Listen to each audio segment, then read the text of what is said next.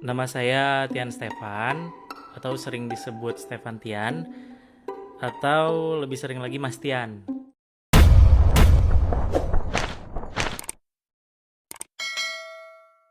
Halo teman-teman, Selamat malam. Selamat datang di Jurnalisa Tipis-Tipis.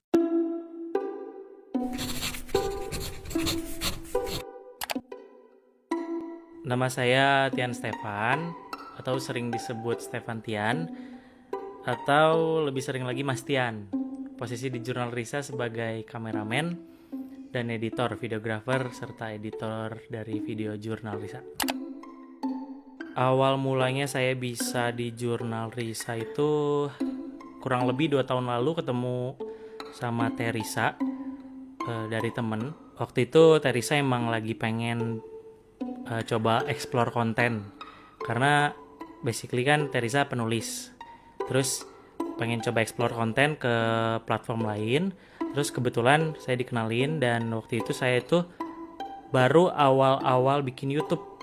Jadi pas kebetulan Teresa pengen YouTube, bikin konten YouTube, saya juga waktu itu baru terjun di YouTube.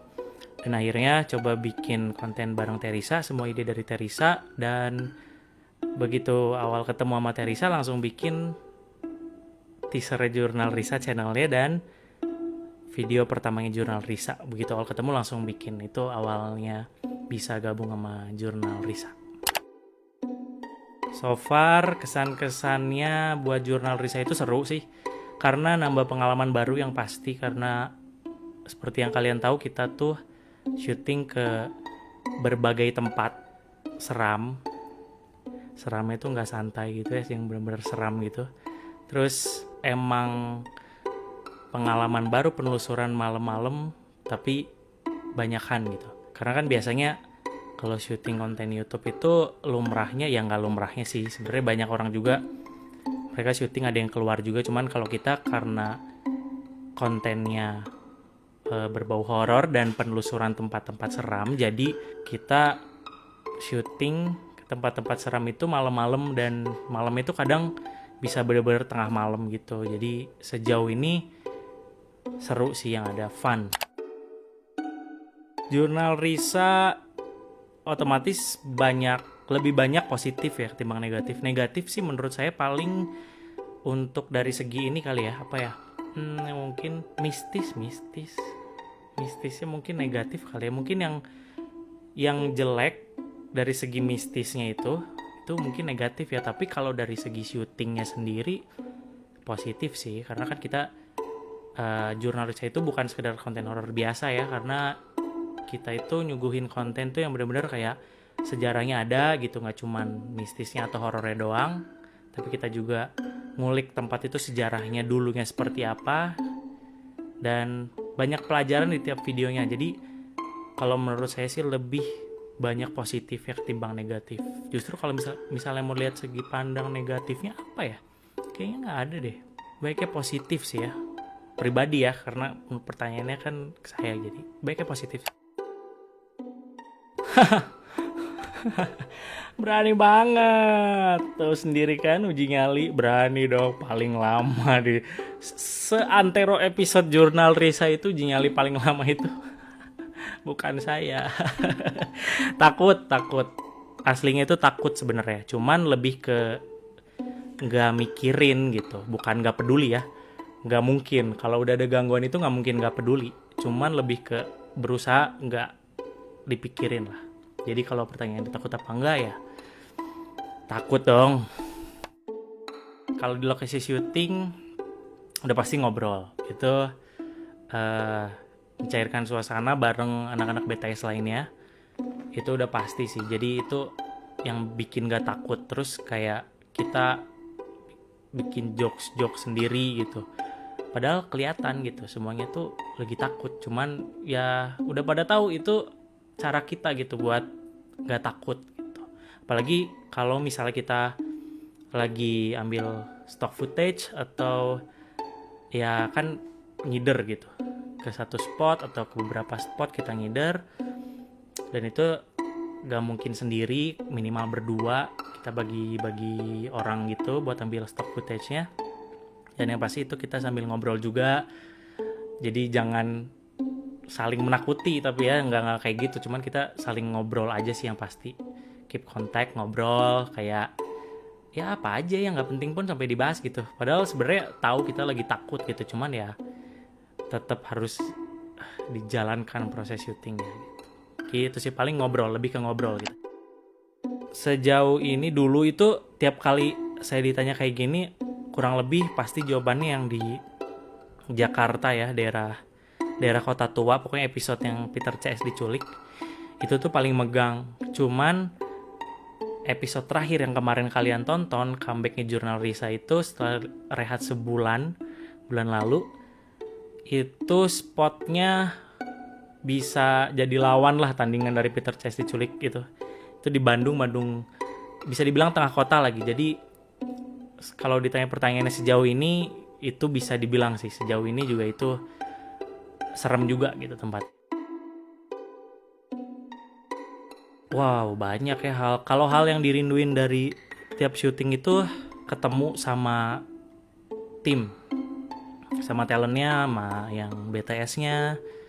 Kita ketemu seru-seruan bareng karena kan ya udah pasti nggak bareng tiap hari. Jadi komunikasi kita by WhatsApp juga oke sih, cuman kalau yang dirindukan ya seru-seruan barengnya gitu. Jadi karena tiap kita ke lokasi syuting yang berbeda pasti ada hal yang baru gitu. Kalau tiap ketemu pasti ada bahasan apa di luar kita syuting ya, di luar kita topik misalnya syuting hari itu, di luar itu juga kita bahas yang lain-lain juga. Itu sih yang dikangenin gitu, seru juga gitu karena kayak, atau mungkin di jalan ya kalau lagi syuting barengan. Nah itu paling seru juga kalau kita syuting ke tempat lain di luar Bandung tepatnya. Itu seru di perjalanannya sih, kita bisa berhenti di beberapa tempat dulu ya, seru lah kayak piknik aja bareng-bareng gitu. Itu jadi yang dikangenin. Kalau misalnya tempatnya itu sebagai videographer dan kameramen, kesulitannya itu adalah kalau misalnya kita dapat spot yang cuman ladang atau ilalang, tumbuhan doang gitu, itu sulit sih. Nggak ada bangunan, spot 1 sama spot 2 nggak ada beda, nanti dikira sama, padahal beda tempat. Kan kita yang syuting. Tapi ya itu kesulitannya gitu. Jadi lokasi waktu syutingnya gitu. Jadi kita coba cari spotnya itu lumayan sulit gitu. Kayak scene 1, scene 2, scene 3 atau spot-spotnya itu kalau misalnya nggak beragam walaupun tempatnya besar, tapi cuman kayak padang gurun atau padang rumput kayak gitu nggak, itu lumayan sulit sih, kesulitan juga di situ sebagai videographer. Paling itu sih kalau pas syutingnya itu sih kesulitan.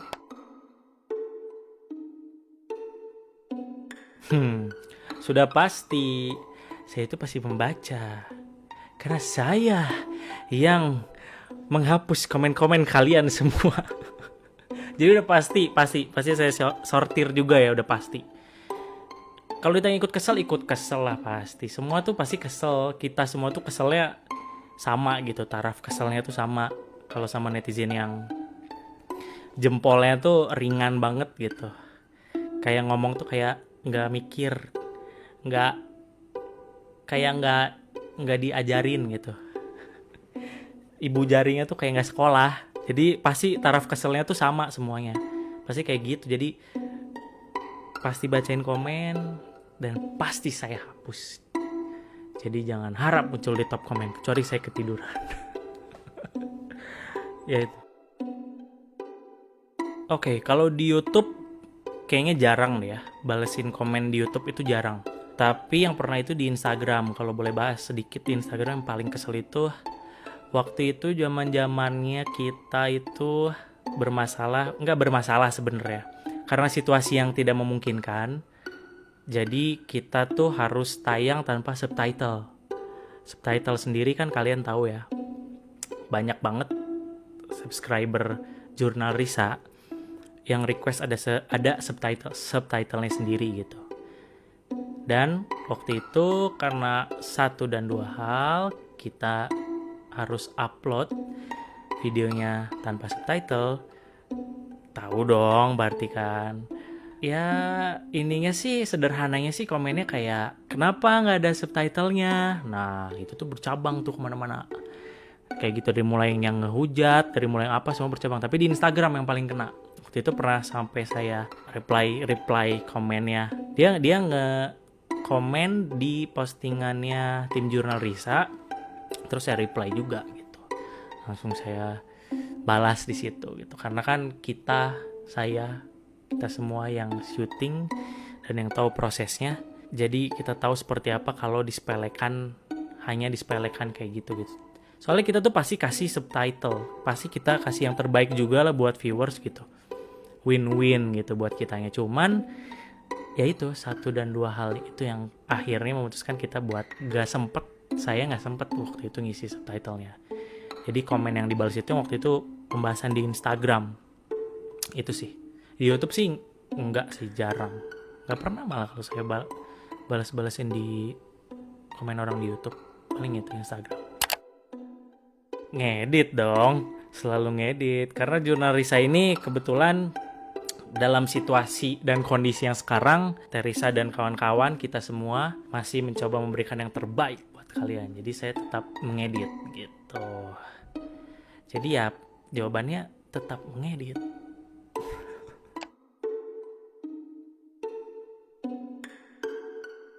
Sisi positif ya, karena kebetulan saya juga tinggalnya nggak bareng sama orang tua ya, jadi kan pasti jawabannya lebih sering di rumah. Rata-rata ya lumrahnya pasti orang-orang lebih sering di rumah itu lebih dekat dengan keluarga gitu. Kebetulan saya tinggalnya nggak lagi bareng sama keluarga gitu. Jadi kalau pertanyaannya sisi positif, mungkin lebih ke apa ya, lebih bisa cari ilmu lebih banyak lagi gitu.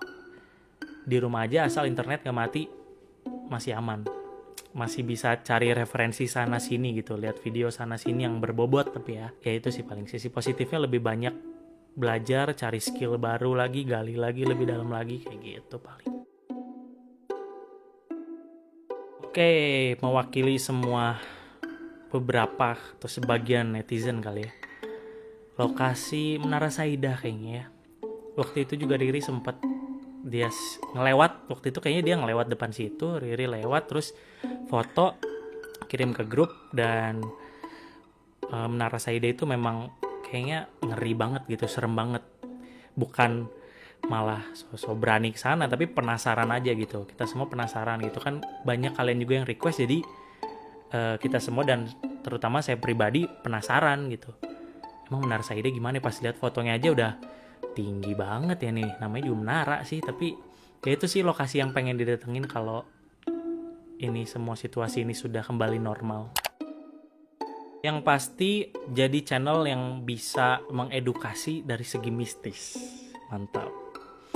Dalam artian gini kan, kalian sendiri pasti banyak lah yang udah sering nonton, tapi nggak cuman ngelihat sisi mistisnya ya, nggak cuman lihat dari segi mediasinya doang, tapi lebih ke sejarahnya, terus juga lebih ke nilai-nilai sosialnya gitu. Jadi harapannya sih Jurnal Risa pengennya ke depannya seperti itu. Jadi nggak cuman sekedar dicap label sebagai konten horor, tapi kita bisa mengedukasi lebih lagi gitu. Mungkin jalannya dari segi horor. Itu sih harapannya, nggak lebih detailnya lebih ke arah sana gitu. Karena kan orang sekarang nonton video nggak cuman sekedar nonton ya. Kalau misalnya saya pribadi, kalau misalnya nonton pengen dapat sesuatu gitu, apalagi kalau di YouTube gitu kan udah banyak banget video sekarang. Jadi kecuali memang mood kita pengen yang receh-receh videonya ya, it's okay ya, silahkan saja gitu. Cuman harapan untuk Jurnal Risa kedepannya, untuk tim kita semakin solid, dan untuk konten lebih bisa mengedukasi lagi viewers atau subscriber ya gitu. Levantian, tap, lama nih hitung 1, 2, 3, 4, 5 follow.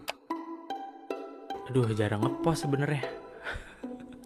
Tapi kalau misalnya masuk Instagram saya, pasti kalian akan melihat all about lifestyle lah ya. Tapi lebih ke setelan loba ile lah Sitian mah. Pokoknya kayak gitulah, lebih ke setelan, lebih ke lifestyle, lebih ke kayak ya review tempat nginep.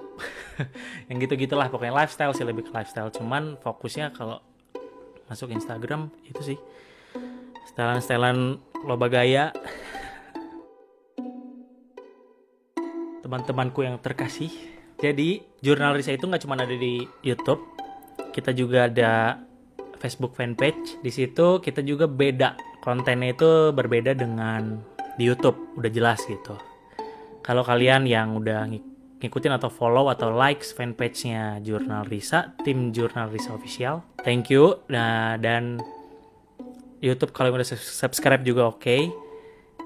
Jadi di Facebook itu kita itu upload setiap hari Selasa dan Jumat. Ingat teman-teman ya, Selasa dan Jumat itu Facebook kontennya Jurnal Risa tipis-tipis dan behind the scene. Kita bakal upload di Facebook fanpage-nya tim Jurnal Risa gitu. Jadi kalau misalnya kalian banyak di komen nanya-nanya, kayaknya seru nih kalau di-upload BTS-nya, kita usahakan pasti kita upload BTS. Jadi kita hari Selasa sama Jumat itu upload konten Jurnal Risa tipis-tipis di Facebook fanpage-nya tim Jurnal Risa Official. Dan hari Kamisnya seperti biasa seminggu sekali kita upload di channel YouTube-nya Jurnal Risa gitu. Terus harapannya sih sebenarnya oh by the way, kalian jangan salah follow atau like Facebook fanpage kita ya. Yang bener itu yang covernya itu Jurnal Risa, font Jurnal Risa gitu. Bukan cover kayak apa ya, DP, display picture-nya gitu ya, kalau kalian lihat itu font Jurnal Risa. Harapannya pokoknya semoga pandemi ini segera berakhir ya. Jadi kita semua bisa hidup normal lagi gitu, kembali happy dan kembali melakukan aktivitas kita seperti biasa, karena banyak banget yang dirugikan gitu buat isu-isu seperti ini gitu. Nggak hanya isu ini tuh real, jadi ikutin aja lah protokol yang ada gitu. Kalau pemerintah bilang apa kita nurut aja gitu, jangan baong, menete ulah baong.